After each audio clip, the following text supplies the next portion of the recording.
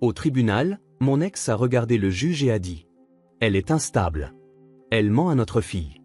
Je veux la garde exclusive. » Le juge avait l'air convaincu. Je n'ai pas pu parler. Mais alors, ma fille de 7 ans s'est levée et a dit « J'ai apporté une vidéo du téléphone de papa. Je pense que le juge devrait la voir. » La salle est devenue complètement silencieuse. Au moment où l'écran s'est allumé. Avant de commencer l'histoire, n'oubliez pas de laisser un like et de vous abonner à la chaîne pour voir plus d'histoires comme celle-ci. Au moment où mon ex a regardé la juge droit dans les yeux et a dit « Elle est instable. Elle ment à notre fille. Je veux la garde exclusive », j'ai senti l'air quitter mes poumons. Il a dit ça si calmement, comme s'il énonçait un fait. Et la juge, elle avait l'air de le croire. Je voulais parler, je voulais crier, pleurer, expliquer quelque chose, mais rien ne sortait. Je suis restée assise là, le cœur battant à tout rompre, figée sur cette chaise inconfortable du tribunal, pendant que l'homme qui me disait m'aimer me dépeignait comme un danger pour la seule personne que j'aime plus que tout au monde, ma fille. Mila était assise derrière moi, tenant la main de ma mère. Elle n'a que 7 ans, mais elle observait tout, ses grands yeux marrons fixés sur les miens. Elle pouvait le voir, le sentir. J'étais en train de me noyer et personne ne me lançait de bouée. Damon, mon ex-mari, portait un costume bleu marine, comme s'il s'apprêtait à donner une conférence TED. Calme, posé, parfaitement préparé. Le même homme qui me hurlait dessus dans la voiture pour une erreur de commande à emporter était maintenant assis devant une juge, ressemblant à l'image même de la responsabilité. Il était charmant, il l'avait toujours été. C'était ça, le problème. La juge m'a demandé si j'avais quelque chose à répondre. J'ai ouvert la bouche, mais seul un souffle tremblant en est sorti. Mon avocat m'a jeté un regard, silencieux. Le silence dans la salle d'audience était total. Mes mains tremblaient. J'étais sur le point de perdre ma fille, et j'avais l'impression que personne ne voyait ce qui se passait réellement. Puis j'ai entendu une voix, petite, claire et ferme, venant de derrière moi. « Madame la juge, j'ai apporté une vidéo du téléphone de papa. Je pense que vous devriez la voir. » Tout s'est arrêté. Le public s'est retourné. L'huissier avait l'air perplexe. Le visage de Damon est devenu blême. Et pour la première fois ce matin-là, la juge Harmon a semblé surprise. Mila s'est levée, tenant toujours sa tablette d'école rose à 2 mains. Elle ne pleurait pas. Elle n'avait pas peur. Elle semblait plus courageuse que je ne l'avais jamais vue. Elle s'est avancée vers l'avant, dépassant les bancs en bois, dépassant l'homme qui essayait de me l'enlever, et a tendu sa tablette à la juge. Je ne savais même pas qu'elle l'avait avec elle. Je ne savais pas ce qu'elle avait enregistré. Je ne savais même pas qu'elle savait comment enregistrer sur le téléphone de Damon, mais je savais que quelque chose venait de changer. La juge a pris la tablette. « Qu'est-ce que c'est ?» a-t-elle demandé. La voix de Mila était douce mais assurée. « C'est du week-end dernier. Papa a dit ces choses quand j'étais censé dormir, mais je ne dormais pas. Je l'ai entendu et il était vraiment en colère. Et je me suis dit, si vous ne croyez pas maman, peut-être que vous le croirez, lui. » Mon cœur s'est fendu. Ma fille avait fait ce que je ne pouvais pas faire. Elle s'était levée. Elle avait dit la vérité. Et soudain, la salle d'audience, l'endroit où je m'étais sentie la plus insignifiante, lui appartenait. Avant le tribunal, avant le costume et le silence et les yeux froids de la juge, avant la vidéo, il n'y avait que nous, moi et Mila. Notre appartement n'était pas grand. Il avait 2 chambres, une salle de bain, et le genre de plancher grinçant qui gémissait chaque fois qu'on le traversait après 22 heures. Mais Mila s'en fichait. Elle l'adorait. Elle l'appelait notre nid. Elle disait que les rideaux roses de sa chambre le faisaient ressembler à l'intérieur d'un nuage de barbe à papa. La plupart des soirs, elle s'allongeait sur son lit avec son pingouin en peluche pépère et me demandait de lire 2 histoires au lieu d'une. Je disais toujours oui. Je travaillais à domicile comme graphiste indépendante, ce qui rapportait juste assez pour nous maintenir à flot. Ma mère, Caroline, habitait à quelques rues et m'aidait à garder Mila quand j'avais des délais à respecter. C'est le genre de mère qui ne dit pas toujours la bonne chose, mais qui est toujours présente. Elle apportait des lasagnes à l'improviste, nettoyait ma salle de bain quand je ne regardais pas, et me disait « Tu t'en sors mieux que tu ne le penses, Aria. » Et pendant un temps, je l'ai cru. Mila avait 7 ans, intelligente, sensible et observatrice d'une manière qui mettait les adultes mal à l'aise. Elle posait des questions qui vous faisaient réfléchir à 2 fois avant de mentir. Une fois, elle m'a surprise en train de pleurer dans la cuisine tard le soir et n'a rien dit. Elle a juste apporté sa couverture et l'a enroulée autour de mes épaules. C'était le genre d'enfant qu'elle était. Notre truc préféré, c'était le bocal de la vérité. Je l'avais commencé quand Damon et moi venions de nous séparer. Je lui avais dit que chaque fois qu'elle avait une question ou voulait parler de quelque chose de déroutant ou d'effrayant, elle pouvait l'écrire et le mettre dans le bocal. Nous lisions une note ensemble chaque soir. Certaines étaient idiotes. Pourquoi les gens ronflent? D'autres touchaient une corde sensible. Papa arrêtera-t-il de m'aimer si je reste avec toi? Je lui disais la vérité. Toujours, peu importe à quel point ça faisait mal. Le divorce n'avait pas été simple. Damon voulait le contrôle plus qu'il ne voulait la garde. Il avait accepté la garde partagée sur le papier, mais en pratique, il poussait pour obtenir plus. Il remettait en question chaque décision parentale que je prenais, critiquait ce que je lui donnais à manger, se plaignait si je la récupérais avec 2 minutes de retard. Et pendant ces week-ends, Mila rentrait renfermée et silencieuse. Parfois, elle ne me parlait pas du tout avant le mardi. Je l'ai mentionné au tribunal, mais Damon savait comment se présenter. C'était un ancien athlète universitaire devenu directeur commercial, le genre qui faisait rire les gens et se souvenait du nom de tout le monde. Il portait la confiance comme une seconde peau. En public, il n'était que sourire. En privé, il pouvait exploser pour un jus renversé ou un chargeur manquant. Je gardais des traces. Je documentais tout. Email, messages. J'avais un dossier rempli de textos où il m'accusait d'être instable, où il m'insultait avec des mots qu'aucun enfant ne devrait entendre son père utiliser à propos de sa mère. Mais je n'ai jamais montré ça à Mila. Je pensais la protéger. Un soir, après un retour particulièrement tendu, Mila m'a demandé si j'avais parfois peur de papa. J'ai marqué une pause. Elle a baissé les yeux sur ses céréales et a dit « Oui, mais je crois que je ne suis pas censé le dire. » Cette nuit-là, je n'ai pas pu dormir. J'ai fixé le plafond en me demandant si je l'avais laissé tomber en ne me battant pas plus fort, en essayant trop de maintenir la paix. Quelques semaines plus tard, Damon a demandé la garde exclusive. Il a dit que je nuisais émotionnellement à Mila, que je lui mentais à son sujet, que je ne pouvais pas lui offrir de stabilité. Son avocat a soumis des déclarations affirmant que j'étais erratique, peu fiable et mentalement inapte à la coparentalité. Quand j'ai lu ces documents, mes mains tremblaient. J'ai dû m'asseoir par terre.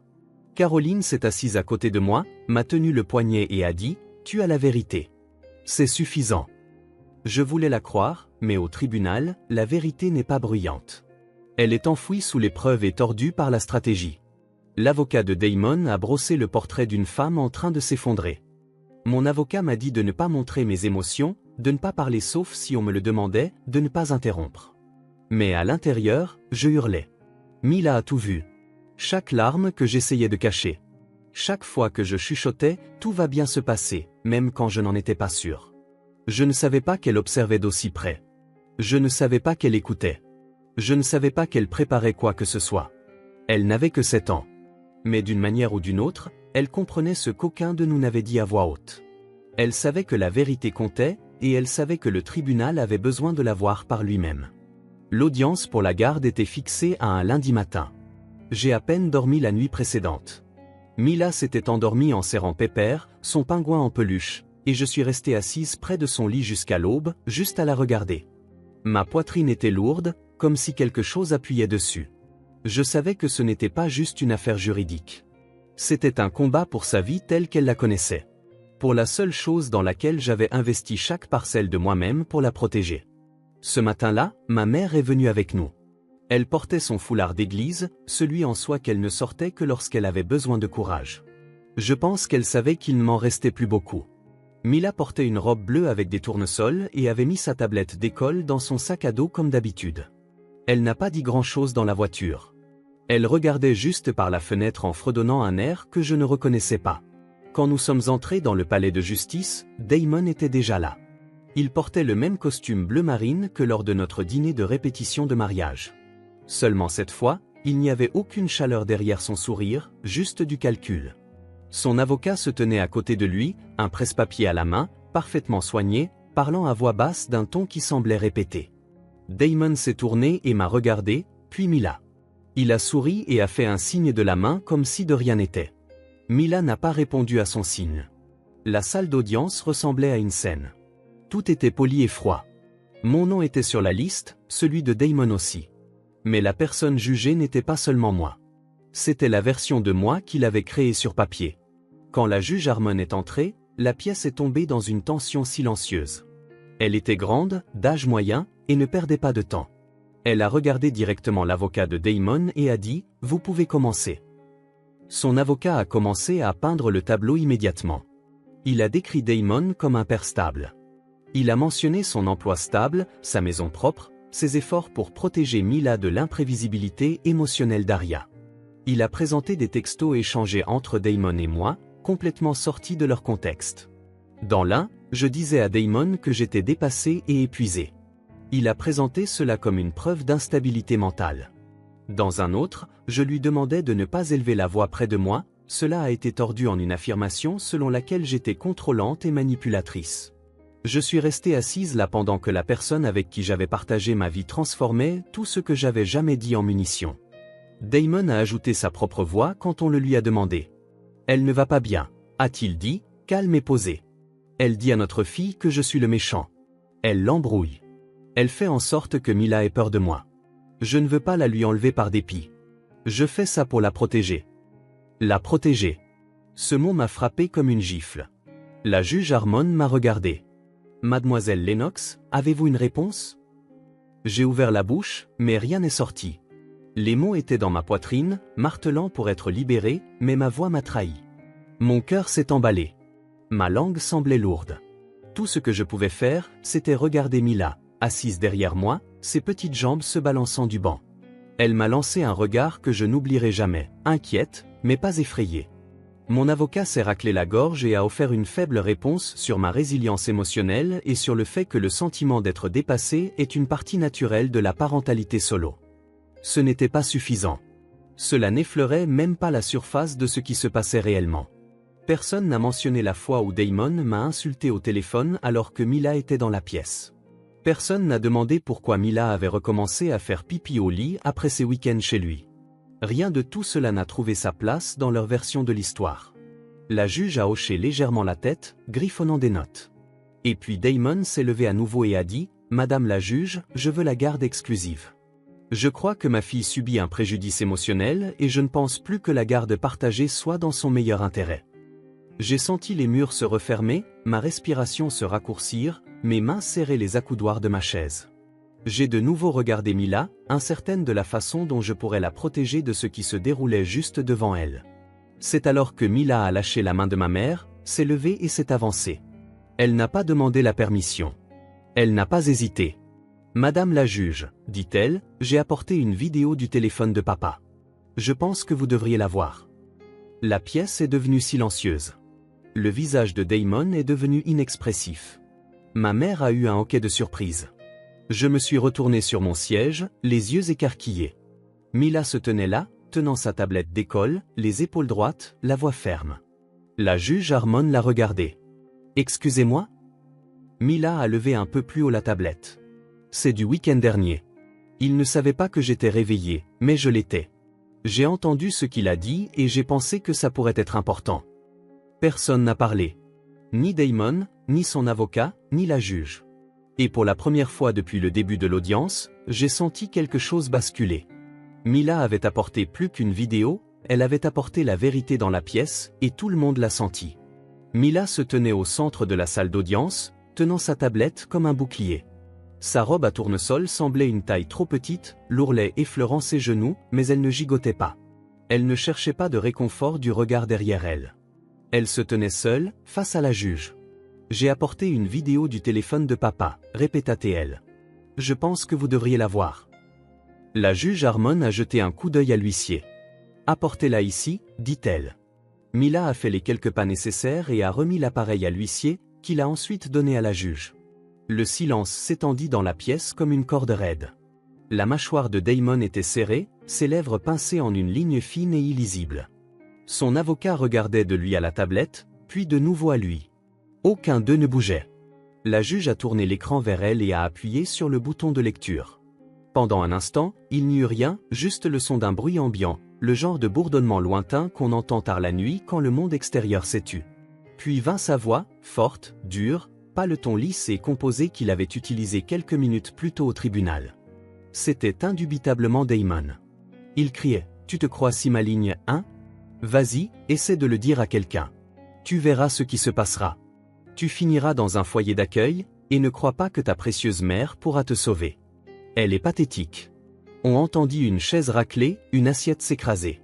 La voix de Mila, basse et effrayée, murmura « Je suis désolé ». Il la coupa, ne répond pas. Tu as de la chance que je te laisse même venir. Si tu lui dis un mot, je jure. La juge a appuyé sur pause. Elle n'a rien dit tout de suite. Elle est restée assise là, fixant l'écran figé. Damon s'est agité sur son siège. Son avocat s'est penché, lui chuchotant quelque chose rapidement. Paniquée, mais la juge a levé la main pour le faire taire. « D'où vient ceci ?» demanda-t-elle, sa voix égale. Mila répondit sans hésitation, il a laissé son téléphone sur le canapé. Je l'ai entendu crier. J'ai voulu l'enregistrer. J'avais peur, mais je me suis dit que si quelqu'un l'entendait, peut-être qu'il me croirait, moi et maman. Ma poitrine s'est serrée. Ma fille avait eu peur. Elle avait élaboré un plan et l'avait mené à bien avec plus de courage que la plupart des adultes que je connais.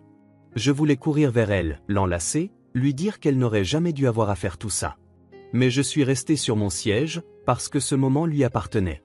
Damon prit la parole, sa voix soudainement forcée et défensive. « Madame la juge, cet enregistrement est totalement sorti de son contexte.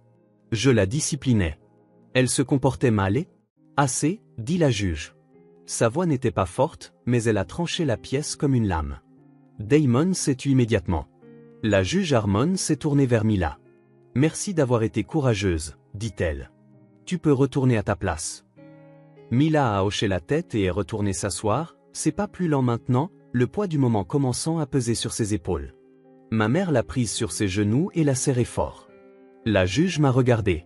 « Mademoiselle Lennox, avez-vous autre chose à ajouter ?» Cette fois, j'ai trouvé ma voix. « Non, madame la juge. Je pense que ma fille a tout dit. » La juge a hoché la tête une fois, puis s'est adossée à son fauteuil. Elle a fermé les yeux un instant, puis les a rouverts et a balayé la salle d'audience du regard. À la lumière de cette preuve, j'ordonne un examen immédiat de toutes les dispositions relatives à la garde. En attendant l'issue de cet examen, la garde provisoire exclusive est accordée à mademoiselle Lennox. Droit de visite supervisé uniquement pour monsieur Blake. Huissier, veuillez escorter monsieur Blake hors de la salle d'audience jusqu'à nouvel ordre. Damon se leva, abasourdi. « Vous ne pouvez pas être sérieuse ? » Monsieur, dit l'huissier en s'avançant. Il semblait vouloir protester, mais au lieu de cela, Damon se retourna et sortit, son avocat se dépêchant derrière lui. La salle d'audience se vida lentement après cela, mais nous sommes restés assises. Mila était silencieuse, la tête appuyée contre l'épaule de ma mère. Je me suis finalement levé et me suis approché d'elle, m'agenouillant à côté d'elle. « Tu as été si courageuse, ai-je dit. » Elle a hoché la tête mais n'a pas parlé. Je pouvais voir que ça la frappait maintenant, le poids de ce qu'elle avait fait. Elle n'avait pas seulement dit la vérité. Elle avait tenu tête à quelqu'un qui avait passé des années à lui apprendre à se taire. Et ce faisant, elle avait tout changé. Au moment où Damon est sorti de cette salle d'audience, sous la surveillance de l'huissier, toute l'atmosphère a changé. C'était comme si quelqu'un avait ouvert une fenêtre dans une pièce où nous retenions tous notre souffle. Je pouvais enfin inspirer. Pas complètement détendu, mais assez pour me souvenir que j'avais encore une voix, un battement de cœur. La juge a quitté son siège peu après avoir rendu sa décision. Son expression n'a jamais changé, mais j'ai vu quelque chose de différent dans ses yeux quand elle a regardé Mila. Une reconnaissance tranquille, pas de pitié, pas de surprise, du respect. J'ai rassemblé nos affaires lentement, mes doigts tremblant légèrement alors que je rangeais le sac de Mila. Elle était toujours blottie dans les bras de ma mère, épuisée mais alerte. Sa tablette reposait à côté d'elle sur le banc. L'écran toujours sombre après la vidéo. J'ai tendu la main vers elle. « Tu veux venir avec moi ?» ai-je demandé. Elle a hoché la tête et a glissé du banc. Alors que nous sortions de la salle d'audience, les gens nous regardaient. Quelques-uns ont détourné le regard rapidement. D'autres ont soutenu notre regard plus longtemps. Une femme a articulé le mot « courageuse » alors que nous passions devant elle. Devant les portes de la salle d'audience, je me suis agenouillé à la hauteur de Mila. Mes mains reposaient doucement sur ses bras. « Est-ce que ça va ?» Elle a haussé les épaules, puis a finalement dit « Je ne voulais pas le faire, mais je devais le faire. »« Je sais, » ai-je dit. « Je suis si fière de toi. Tu n'aurais pas dû avoir apporté ça toute seule. » Elle a baissé les yeux vers le sol. Je ne savais pas s'ils allaient me croire. Ma gorge s'est serrée. Ils t'ont cru. Parce que tu as dit la vérité et parce que tu as été assez forte pour te lever quand personne d'autre ne le pouvait. Mila a levé les yeux vers moi, ses yeux brillants de larmes silencieuses. Est-ce que ça veut dire que je n'ai plus à retourner chez papa? Je l'ai serrée dans mes bras, la tenant aussi fort que possible sans la briser. Tu es en sécurité. C'est ce qui compte. Les officiers du tribunal nous ont donné quelques instructions supplémentaires, y compris un calendrier de supervision temporaire pour Damon. Il serait évalué par un conseiller désigné par le tribunal avant tout accès ultérieur à Mila. Ce n'était pas fini. Il y aurait d'autres audiences, d'autres documents, d'autres jours dans des salles d'audience qui ressemblaient à des champs de bataille. Mais le plus dur était derrière nous. Cet après-midi-là, nous sommes allés directement chez ma mère. Je ne voulais pas être seul. Je ne voulais pas que Mila retourne à notre appartement et ressente le silence qui résonnait parfois trop fort dans les petits espaces. Ma mère a fait de la soupe, même s'il faisait chaud dehors. Elle faisait toujours de la soupe les jours chargés en émotions. Elle disait que ça lui donnait quelque chose à remuer quand tout le reste semblait hors de contrôle. Mila s'est assise à la table de la cuisine, dessinant avec des crayons de couleur pendant que je remplissais d'autres documents judiciaires sur le canapé. À un moment donné, elle s'est approchée et m'a tendu ce qu'elle avait fait. C'était un dessin de 2 mains tenant un cœur. En dessous, elle avait écrit en grosses lettres inégales « La vérité est courageuse ». J'ai pleuré alors. Pas le genre de pleurs silencieux et cachés, mais le genre qui vient du fond de la poitrine quand la douleur a enfin trouvé sa sortie. Mila n'a rien dit. Elle s'est juste assise à côté de moi, appuyant sa tête contre mon bras. Ce soir-là, avant de dormir, nous sommes retournés à notre bocal de la vérité. Il avait pris la poussière pendant quelques semaines. Je le tenais sur mes genoux pendant que Mila était assise en face de moi sur son lit. « Tu veux commencer ?» ai-je demandé. Elle a secoué la tête et a pointé la note pliée sur le dessus. Je l'ai ouverte et j'ai lu à voix haute « Qu'est-ce qui se passe quand la vérité blesse les gens ?» J'ai levé les yeux vers elle. « C'est toi qui as écrit ça ?» Elle a hoché la tête. Sa voix était basse. Je ne voulais pas blesser papa. Je ne voulais juste plus avoir peur. J'ai tendu la main et pris la sienne. La vérité peut blesser parfois, mais le silence blesse davantage. Ce que tu as fait aujourd'hui n'a blessé personne. Tu t'es protégé. Tu nous as protégés. Ce n'est pas mal. Elle a fixé le bocal pendant quelques secondes, puis a murmuré. Je pense qu'on devrait continuer à faire ça. Nous le ferons, ai-je dit. Chaque soir. Cette nuit-là, après qu'elle se soit endormie, je suis allé dans le salon et je me suis tenu près de la fenêtre. Les lampadaires vacillaient dehors. Les voitures passaient. La vie continuait. Mais tout à l'intérieur de notre monde avait changé. Damon ne contrôlait plus le récit. Il ne contrôlait plus la voix de Mila. Et pour la première fois depuis le divorce, j'ai senti que je pouvais respirer profondément, sachant que je n'étais plus seul dans ce combat. Ma fille était entrée dans un monde bien trop lourd pour son âge. Et elle n'a pas seulement survécu, elle l'a changé. L'audience finale pour la garde a eu lieu 4 semaines après le jour où Mila s'est levée au tribunal. À ce moment-là, tout avait changé. Le conseiller désigné par le tribunal qui a interrogé Damon a déposé un rapport détaillé. Il décrivait un comportement contrôlant, une instabilité émotionnelle et un manque préoccupant d'empathie pour le bien-être de Mila. Il a tout nié, bien sûr, mais la vidéo parlait plus fort que n'importe lequel de ces mots n'aurait jamais pu le faire. Combiné à la déclaration de Mila, c'était suffisant pour que le tribunal lui retire ses droits de garde non supervisés. Quand la juge a lu sa décision finale, je suis resté assise tranquillement, retenant à nouveau mon souffle. Mais cette fois, ce n'était pas par peur. C'était par espoir. La garde physique et légale exclusive m'a été accordée. Damon aurait des visites strictement supervisées 2 fois par mois dans un centre neutre avec des professionnels formés. Il n'y aurait plus de nuitées, plus de portes closes ou de week-end, plus de menaces chuchotées. La voix de Mila avait brisé cette illusion pour toujours. Nous avons quitté le palais de justice en silence ce jour-là. Mila tenait ma main alors que nous descendions les longues marches à l'extérieur. Ma mère marchait à côté de nous, son sac à main se balançant contre sa hanche, les yeux scrutant le trottoir à la recherche de Damon, bien que nous sachions qu'il ne s'approcherait pas. Il ne m'avait pas parlé depuis la première audience. Ça m'allait très bien. Plus tard dans la soirée, nous sommes allés dans un petit restaurant que Mila adorait, celui avec les banquettes rouges et les crêpes en forme d'animaux. Elle s'est assise en face de moi et a demandé « C'est fini maintenant ?» Je n'ai pas menti. « C'est plus sûr maintenant ?» ai-je dit. Nous n'avons pas fini de grandir à travers ça, mais nous n'avons plus peur. Elle a hoché la tête et a remué son lait au chocolat avec sa paille. Je suis contente d'avoir dit. Moi aussi. Il y a des jours où je revois encore la salle d'audience dans ma tête. La façon dont le visage de Damon a changé quand Mila a parlé. La façon dont sa voix, claire et calme, portait plus de poids que n'importe quel argument juridique avancé ce jour-là. Ma fille m'a rappelé que la force ne vient pas toujours du fait de crier plus fort. Parfois, elle vient du courage de parler quand on n'est pas sûr que quelqu'un écoutera. Dans les semaines qui ont suivi la décision finale, j'ai recommencé la thérapie. Non pas parce que je m'effondrais, mais parce que j'avais enfin l'espace pour traiter ce que j'avais survécu. J'ai réalisé que j'avais passé si longtemps à essayer de rester à flot que je n'avais jamais réappris à me sentir en sécurité. Cela prendrait du temps, mais maintenant j'avais le temps. Mila a commencé à dessiner davantage. Ses croquis ont changé. Avant, ils étaient pleins de maisons sans fenêtres et de ciels orageux. Maintenant, elle dessine des arbres avec des racines et des enfants qui se tiennent la main. Elle a dessiné une image du bocal de la vérité et l'a scotché au mur de sa chambre. Chaque soir, elle me rappelle de le vérifier.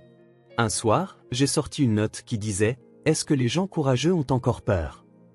J'ai souri et lui ai dit oui. Ils ne laissent juste pas la peur être la fin de l'histoire. Elle en a écrit une autre quelques jours plus tard « Est-ce que les enfants peuvent aussi protéger les adultes ?» Je l'ai regardé et j'ai dit « Tu l'as fait ». Je raconte cette histoire parce qu'il y a des femmes en ce moment même, assises en silence, se demandant si la vérité sera jamais suffisante, se demandant si quelqu'un les croira plutôt que la personne qui sait comment jouer la bonne version d'elle-même en public. Je raconte cette histoire parce que parfois la vérité ne vient pas d'un avocat ou d'une argumentation au tribunal. Parfois, elle vient d'un enfant qui a vu plus qu'il n'aurait dû et qui décide que rester silencieux n'est plus une option. Je pensais qu'être une bonne mère signifiait protéger Mila de tout ce qui est dur et douloureux. Maintenant, je sais que cela signifie être à ses côtés à travers tout ça, lui apprendre à dire la vérité, la laisser me voir pleurer, puis lui montrer à quoi ressemble le fait de se relever. Nous avons encore nos jours difficiles, mais ils ne nous définissent pas. Nous ne sommes pas les versions effrayées de nous-mêmes dans lesquelles Damon a essayé de nous piéger. Nous sommes bruyantes quand nous devons l'être. Nous sommes silencieuses quand nous choisissons de l'être. Et nous sommes libres. Mila nous a sauvés toutes les deux ce jour-là. Elle n'a pas seulement apporté la vérité dans cette salle d'audience. Elle a apporté la lumière. Et pour la première fois depuis des années, je n'ai pas eu l'impression de la perdre. J'ai eu l'impression de la rencontrer pour la première fois. Si vous êtes toujours là, merci d'avoir écouté. Ce n'était pas une histoire facile à raconter, mais je crois que des histoires comme celle-ci doivent être racontées, parce que quelque part, une autre mère est assise en silence, pensant que personne ne la croira. Et peut-être qu'elle avait juste besoin d'entendre ça. Si cette histoire vous a ému, s'il vous plaît, aimez la vidéo, partagez-la avec quelqu'un qui en a besoin, et laissez un commentaire. Je les lis et ils signifient plus que vous ne le pensez. Et si vous voulez entendre plus d'histoires vraies, brutes, honnêtes et pleines de cœur, abonnez-vous à la chaîne et activez les notifications. Il y en a d'autres à venir. Merci encore d'être là. Restez courageux, restez bienveillants, et n'oubliez jamais que la vérité compte.